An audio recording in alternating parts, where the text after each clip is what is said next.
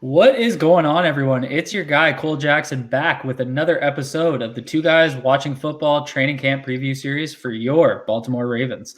If you're enjoying this series, do me a favor, click the like button and hit subscribe so you find your way back for another episode drop. Today, I'm beyond excited to welcome on one of my favorite Twitter follows and my go-to guy for all things in the NFL trenches. It's Brandon Thorn, the author of the Trench Warfare newsletter.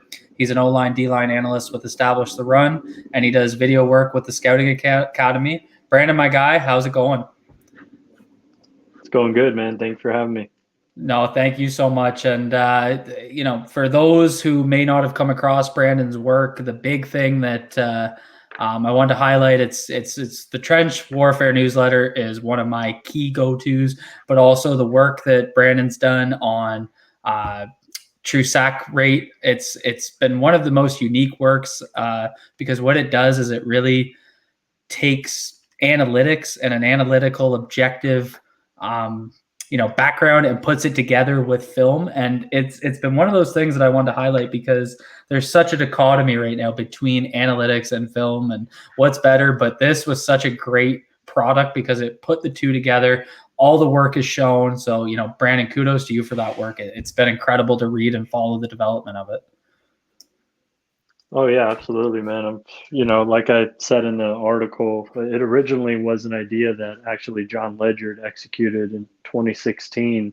He called it something different and had different metrics and stuff. But I just basically, and back then when John came up with it, me and him had kind of brainstormed about it, and then he went out and executed it, and then stopped it after I think a year or so. And I just decided to bring it back and reshape it and make it my own. But yeah, I love doing it, and I think it's a valuable tool to add into the evaluation process for pass rushers. Absolutely. And it helps from the offensive line perspective as well, because you can kind of, the thing that I love about it is I can go and find the time clips. It's so easy to navigate, right? So that's what's been great for me. And so what I'll do, guys, I'll drop the link in the description. If you want to see more of that work, be sure to subscribe to the Trench Warfare work. It's, like I said, it's my go-to work for all things trenches in the NFL. And today, Brandon's letting us his time to come in and talk about the Ravens offensive line group as we go through the preview. I want to take just a quick stock because there's been a lot of transitions. So, returning for the Ravens at tackle, we have Ronnie Stanley, Tyree Phillips, and Andre Smith, who I'm not sure we're going to see too much of, but he is back on the roster in training camp. Free agent additions include Alejandro Villanueva and Juwan James. But just remember, Juwan James is probably going to be on IR all year, and we'll see him next year in training camp. The Ravens also added Foster Sarrell and Adrian Ealy as UDFAs. And at the guard position, we have Ben Powers, Ben Bredesen. We added Kevin Zeitler, Michael Schofield, and drafted Ben Cleveland.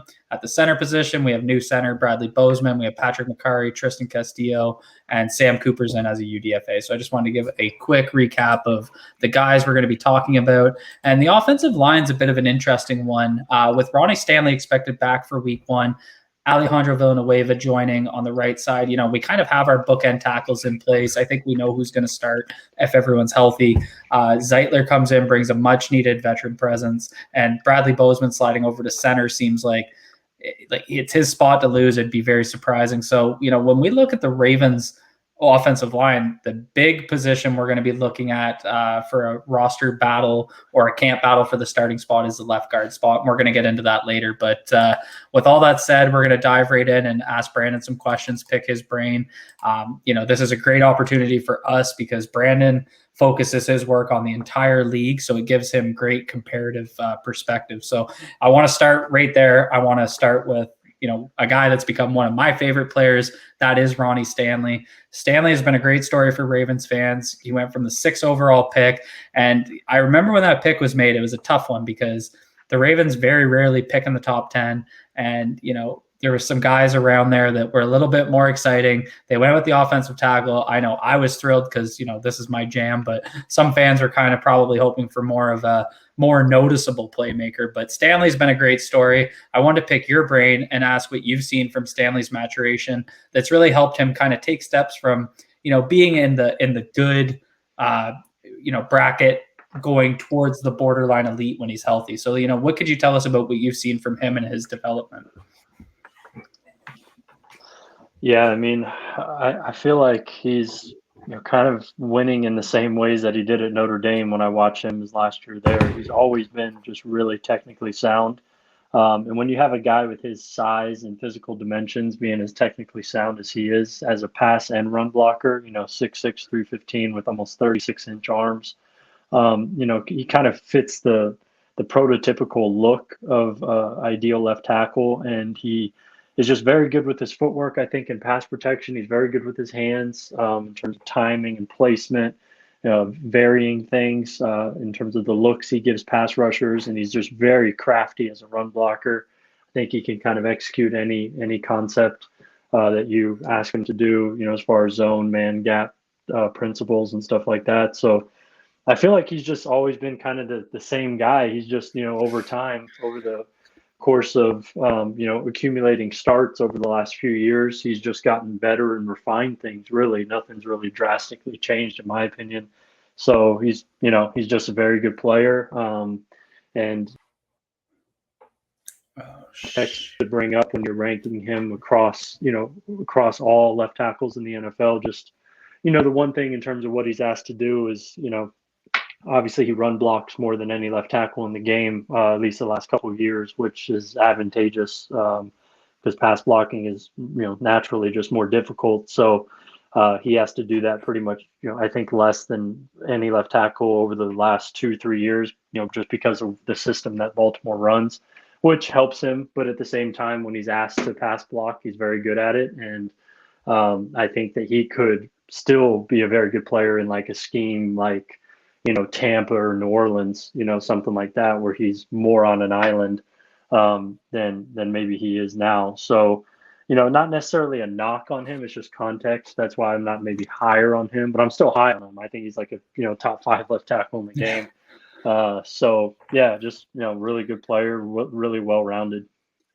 Yeah, that's one of those things like when you release your rankings, and Stanley, I think, was outside of the elite level last year. And I know some people saw it and they were kind of, I got a couple DMs being like, why wasn't Stanley in it? And I was like, well, first of all, there is the whole side of it that, in order to be in that elite category, I really think you have to stack seasons. And I think Stanley's just started to kind of get there where he's, putting seasons together when he's healthy.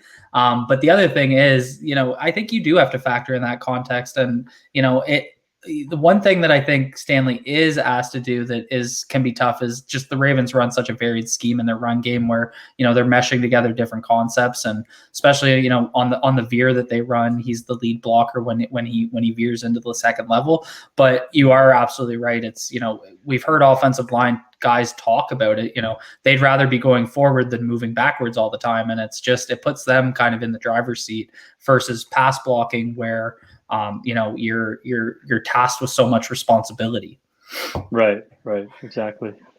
And so, when we look on the other side of the offensive line, Orlando Brown Jr. is gone. He's gone to play the left side in Kansas City, where, I expect him to have quite a bit of success like he did on the left side in Baltimore this year. And I thought the Ravens did a pretty good job at going out and replacing him. And they brought in Alejandro Villanueva. There's been a lot of talk, mostly out of Pittsburgh. So, you got to take it with a grain of salt that he's fallen off a cliff. And so, what I wanted to ask you, because when I went around and watched kind of his tape, you see, especially with his run blocking, because that seems to be the big concern. He's a really good pass blocker, but not as good of a run blocker. And, when I watched their team last year, especially in pass sets, like, you can see defensive ends just with their hand in the dirt ready to rush because the Steelers weren't able to run the ball successfully at the end of the year, and they were kind of just passing as an extension of the run. But, what I also noticed is a run game being very zone heavy. He's going to come to Baltimore where he's going to do a lot more gap concepts. Yes, he will be doing zone as well, but, it's been relatively gap heavy for 2 years now under Greg Roman. So, how do you see that with his skill set? Do you think being in a more gap heavy scheme will help him or hurt him? I mean, it's going to be interesting. I think that he'll be able to do fairly well in it. I mean, Pittsburgh executed pretty diverse scheme over the last few years that he's been a starter there. Well, I guess it's been 5-6 years. I think 5 years where he was really. I don't think he's missed a start in like 4 or 5 years. So he's been extremely reliable. And over that time, Pittsburgh has run little variations of different schemes and stuff. So he has some experience doing it, and I can remember him doing some really nice things off of, like vertical double teams, getting to the second level, generating movement at the first level, lining up his target. And he's a pretty athletic guy. That's, kind of his calling card, and what makes him kind of unique. He's 6'8", 6'9", but he's a former wide receiver. And you could still see some of the movement skills that he has, although they're not what they were early on in his career. He still, I think, can be an asset in space, which obviously Baltimore does that depending on what schemes they're running. They ask their offensive linemen to get out and lead and stuff like that. And I think that he could provide some of that. My biggest question for him, and it's been pretty much his whole career, is pass protection to me, especially as anchor, just because he's so tall and, it's not, it's not like an invariable thing where every tall guy can anchor, but it typically is a problem.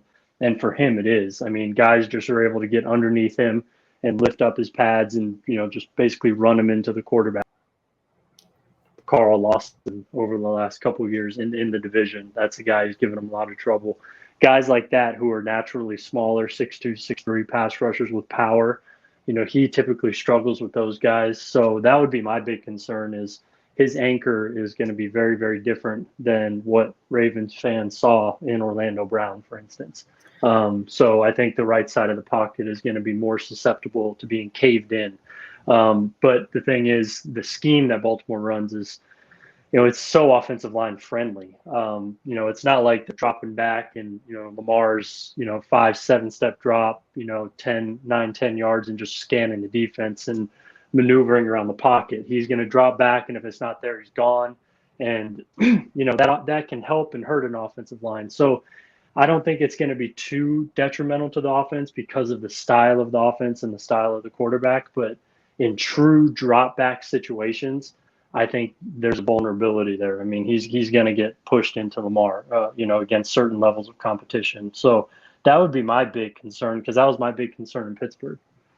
Yeah, that makes sense. And I mean, with that scheme they were running in Pittsburgh last year, the ball was coming out so quickly that it may not have stood out right away, because, by the time a guy is able to get under and kind of drive into him, the ball's typically out with how quickly the ball came out last year. And I do think it's going to help him in the sense that, dropping from 40 attempts to maybe 25 attempts a game, it gives him maybe a not only an ability to kind of get some momentum going his way, but it's just going to be a better way to keep the defensive line honest. And, when we talk about the scheme being offensive line heavy, like that's got to be one of the biggest things. Like, how do you see that, like, from defensive ends perspectives, when they have to take account for Lamar? Like, the way I've always explained it is, they have to have eyes on Lamar. They have to read Lamar versus, it's not that ends aren't reading every quarterback, but specifically Lamar because of his movement skills. Like, is that what you see as making it offensive line heavy?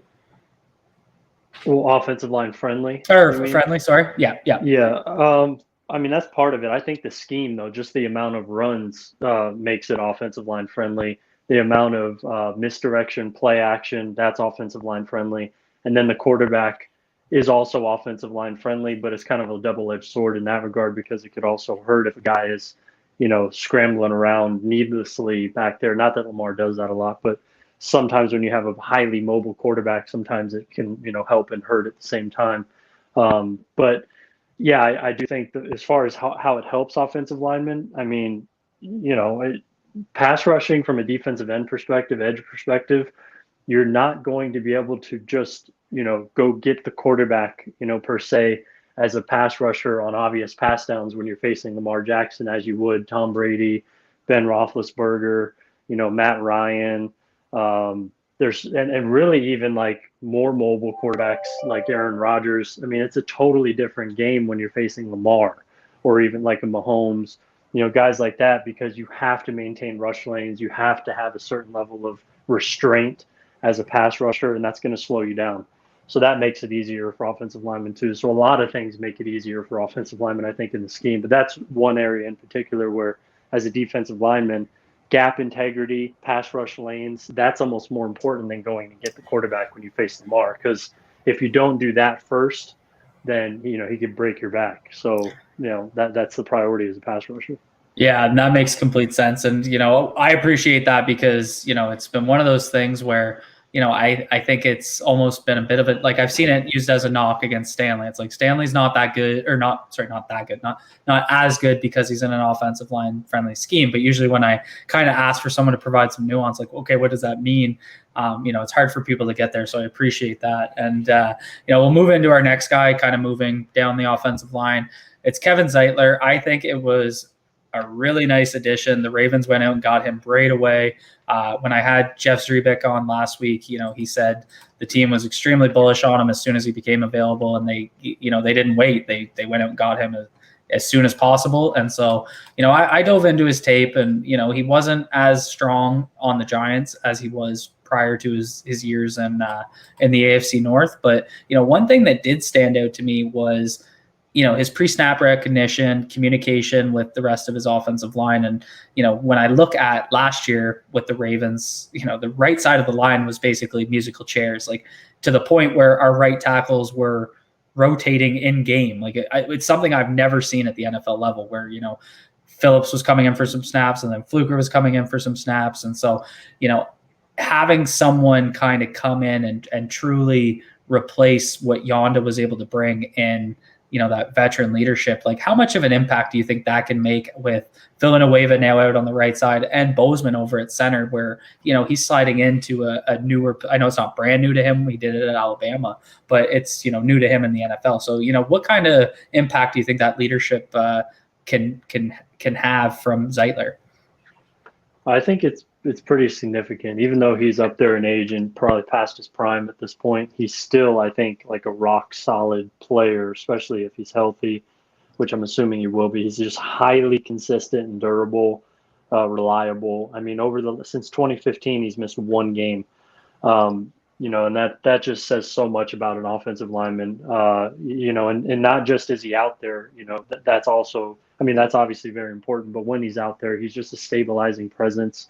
He has been for years, whether with the Browns, the Bengals, or the Giants. So, compared to what they had last year at the position, it's going to be a dramatic upgrade, in my opinion, in just all areas, everything. I think you touched on it, the mental processing aspect of it, just being in the right place at the right time, taking the right sets, the right angles, using your hands, correctly, not being over aggressive. And he can still get caught sometimes. And, he's not Zach Martin, but he's definitely, I think, like a fringe at this point, off the top of my head, probably like a top 10, 12 right guard in the game. And, that's highly valuable to have a guy like that who's just very solid in all aspects. And, that's what I think you're getting with Zeitler. So I think that's going to be, like I said, just kind of like a stabilizing presence for the offensive line, especially compared to last year where it was, it got rough at times. It got really rough. We had one guy play all 16 games at the same spot. Like we had, like I said, literally right tackles rotating in game. We had 3 different right guards, 3 different centers. Like it was just, COVID obviously didn't help with guys having to miss games right around that Steelers game, but it was just like, I think it's almost gone underrated in the Ravens fan base. Like, I don't think people realize how good Zeitler is. And they kind of look at the Giants year where, it seems their O-line has really struggled to kind of get going in general. So, but when I went back and watched him kind of in a spotlight, I thought he played pretty well. Like there was nothing that was consistently concerning me. Like you said, there are some reps, obviously, that, he's getting up there in age and he's losing a little bit of that consistency, but he was pretty rock solid, especially in pass protection, which is really what we had struggles with at right guard last year. Yeah. He's not his 2017-18 Cleveland self right now where he was, like top, 6, 7, 8 right guard, I think, in the league, somewhere around there. He's more like, that top 12 range, probably 10, 12. So it's a little bit of a, he's 100, I'm looking at 134 starts into his career. I mean, he's just gradually kind of wearing down, but, in terms of I think if, play speed, your ability to execute assignments, that type of stuff is very, very high level with him. Just with how much football he's played, how much he's seen, he's able to sort of, I think, compensate for some physical, degradation in his body with mental, sharpness and just playing faster, getting himself in positions quicker, knowing what's coming, and just kind of being a step ahead of the game in the pre-snap phase. And I think that stuff is real, and you can see it over the course of games and seasons and matchups with certain players play out. So even if he isn't able to do the things physically that he was a few years ago, he's still, I think, at a baseline level where he could be a guy you win with. And then he could also make some really nice plays, just because of how sharp he is. And he still is fundamentally sound. He's not going to do, many like glaring things that are going to really cost you, as an offense. Maybe if he's facing elite competition like Aaron Donald, Chris Jones, he'll get beat badly. But anybody in the game is going to get beat badly at times against those guys. So, all in all, I think he's just a really solid player. That's music to my ears, and it's going to be music to our listeners' ears, because it's something that, I've never noticed something quite like the loss of Yonda. Like it's just when you have a guy that's playing the same spots at such a high level for 10 years and then he's gone, it's kind of a shock when he's just not there anymore. And it's, I don't expect, Zeitler to come in and be a Yonda. Yonda's one of the, was one of the elite guys to play the right guard position, but that type of veteran stability, that type of leadership, kind of the consistency you can bring, that's all music to our ears. And then I also want to take a look at former left guard moving over to center, Bradley Bozeman. I've been calling it for a couple of years. I was really hoping they would have gave him that look last year in camp going into the 2020 season. I thought, just based on his skill set, some of where he had success and where I thought he needed to improve, I thought it made a lot more sense to have him at center. So, what I want to look at is a little bit more generally, philosophically speaking. When we take a step back and look at a player transitioning from guard to center, what do you see as being an advantage of that player's skill set? Like, what's the difference between guard and center from like a scheme perspective that could kind of help a player like Bradley Bozeman making that transition?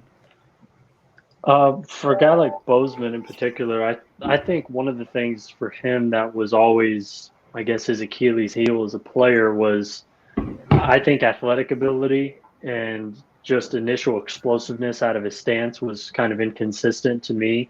Sometimes he just wouldn't be able to get off the ball quick enough against, really good, three technique, and he'll just underset, be late with his hands and get beat outside and create a short corner. That's type of stuff that against certain levels of competition that I saw over the last couple of years that would, hurt him. But, he's, I think, good. I think he has good traits like play strength, mental processing, competitive toughness. I think as a run blocker, he's pretty good.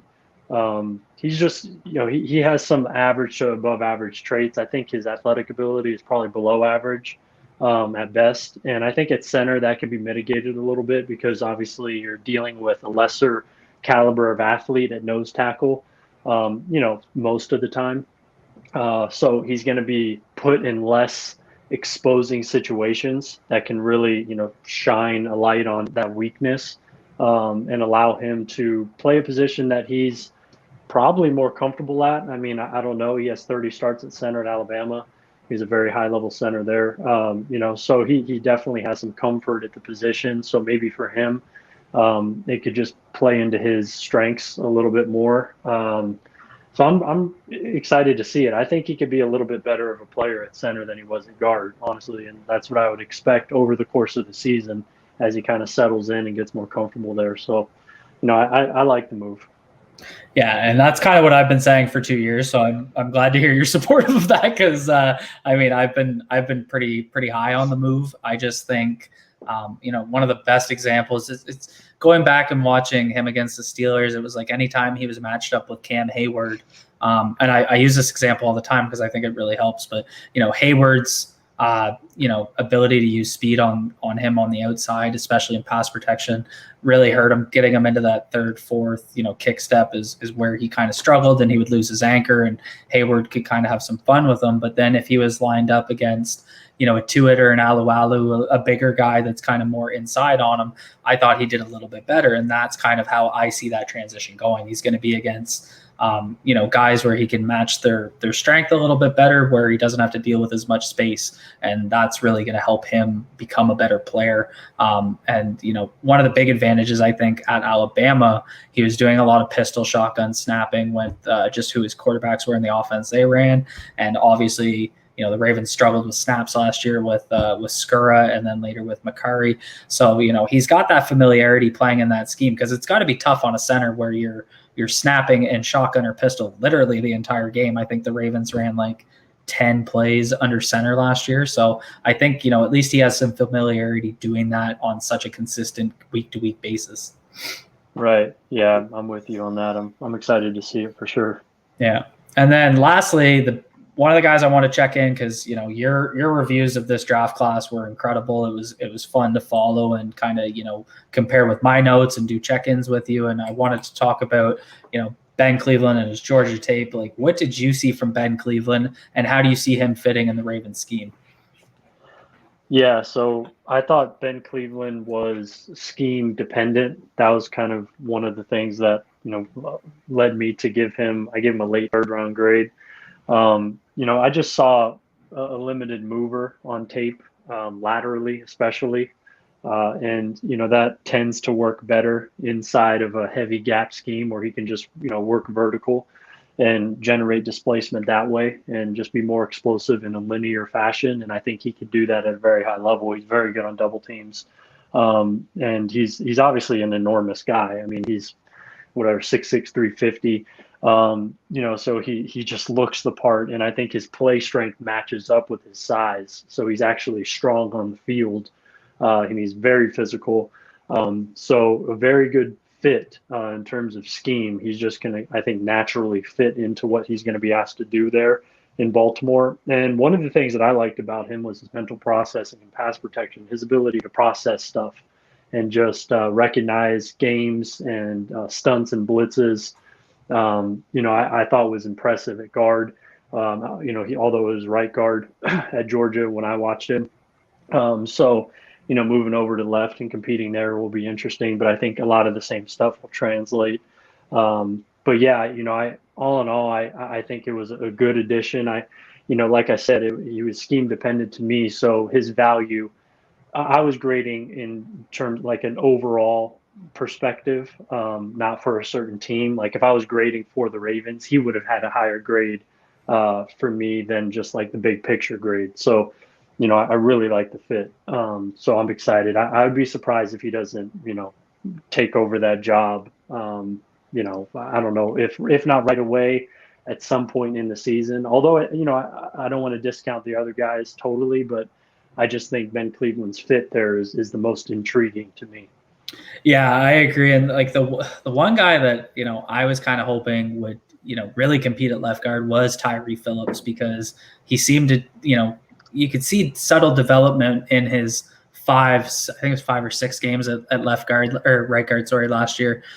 Specifically, you could see his feet, like his footwork kind of adjusting to what you'd like to see from an inside player. But I think the Ravens have really shorthanded themselves by not making a more substantial investment at offensive tackle, where if Phillips is starting at left guard and you go into your game day roster, your backup O tackle now is probably going to be Makari.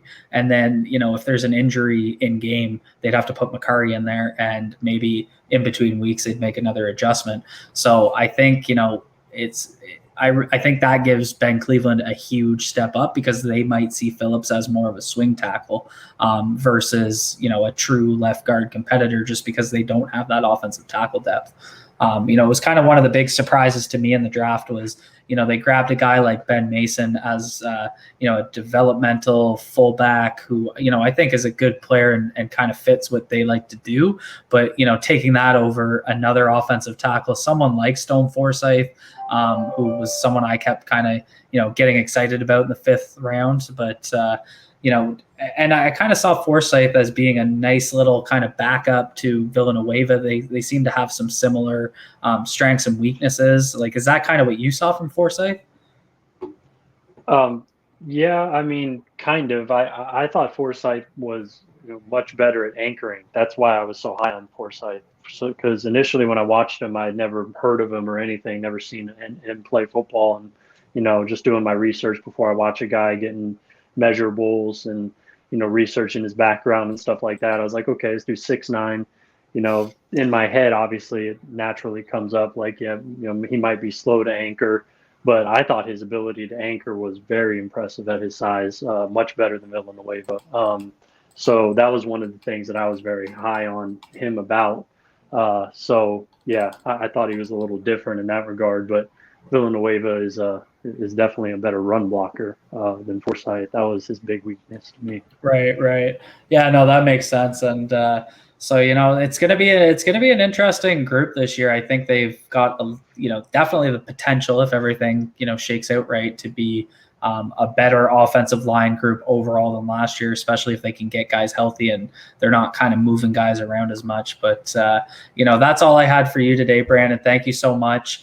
Hey, one guy that I wanted to just mention is Adrian Ealy. He's a guy that I kind of liked. I gave him a 7th round grade, but he was just a guy who was really fun to watch on tape. I watched a lot of his tape, 2019 and 2020. He definitely improved from 19 to 20, but still he has glaring weaknesses to his game. Most of them are athletic based in terms of short area quickness, change of direction.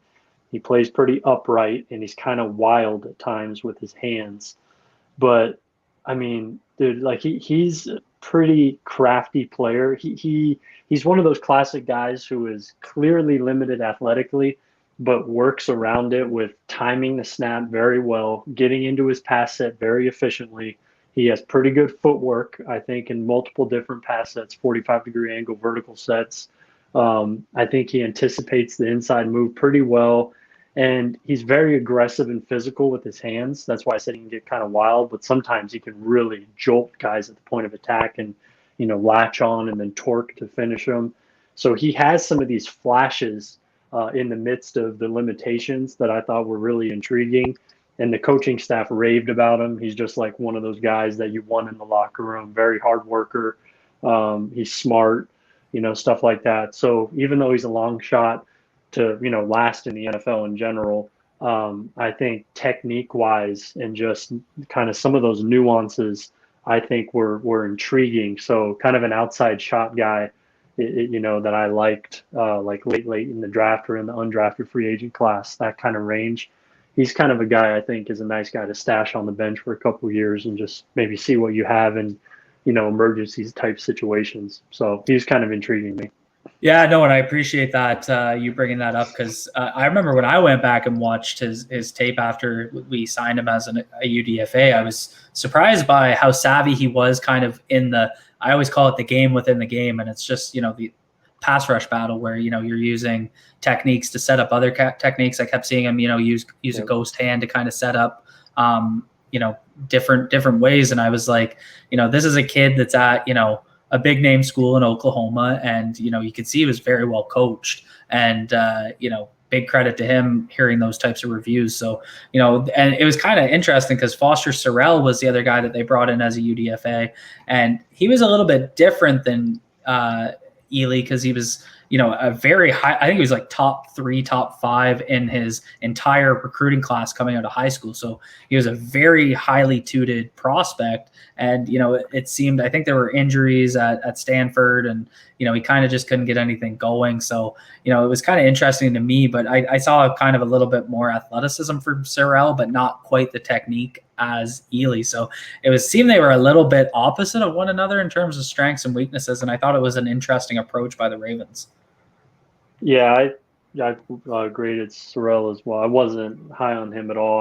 I mean, he did deal with a lot of injuries. You know, he's a 5-star recruit. Ealy was a 4-star recruit. But yeah, I mean, I just thought for him, you know, the big thing was his inability to like drop his hips, root his feet, and anchor was just glaring.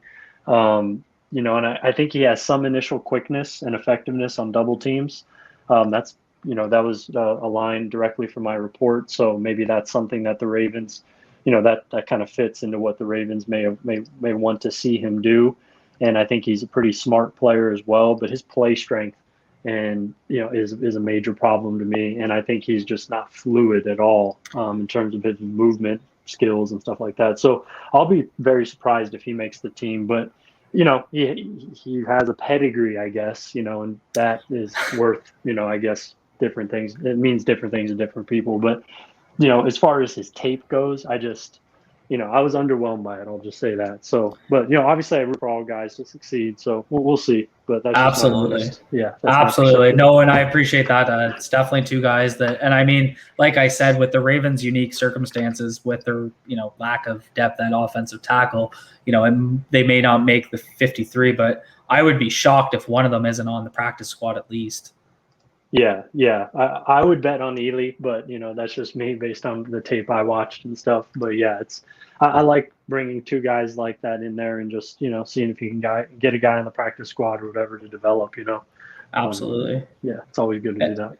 One guy I did want to check in, and I was just unfortunately with last year, some of these guys that are on the bench, we just haven't been able to see film on them. We didn't get preseason where you get significant snaps to study from a film perspective. But, what did you see from Ben Bredesen as a prospect last year? And, he's kind of gone, almost stashed away under the rug in Ravens fans' perspectives because, they brought in Zeitler, they brought in Cleveland. Powers is there competing at the left guard spot. I know they started giving him some snaps at center to try and develop him there. But, is there anything from Bredesen? I was very high on him coming out. I didn't think he was, a week one kind of starter, but I thought he had some developmental ability. Is there anything that Ravens fans could expect from Bredesen? Actually, I didn't evaluate him coming out of Michigan. So I can't really go into detail on him because I haven't really watched him, nearly as much as these other guys. Yeah, for sure. And like I said, we don't have the value of having any sort of tape. I had some, I put together all of his 6 O-line snap from last year and was able to see him on some veer concepts where he's getting out in space, but that's not really going to tell you much about how he's going to develop. So, that's all I have for you today, Brandon. Again, thank you so much for lending us your time. Everyone, you can find Brandon's work on Twitter at Brandon Thorn NFL. Like I said, Trench Warfare newsletter, all of the work he's putting out. It's one of the best subscriptions you're going to get out there. So, I'll drop a link in the description. Be sure to check it out. Highly recommend it. Thanks again so much, and good luck this season with all your content. Absolutely, man. Thank you for having me. Awesome. Be good to yourselves, everyone. Be good to each other.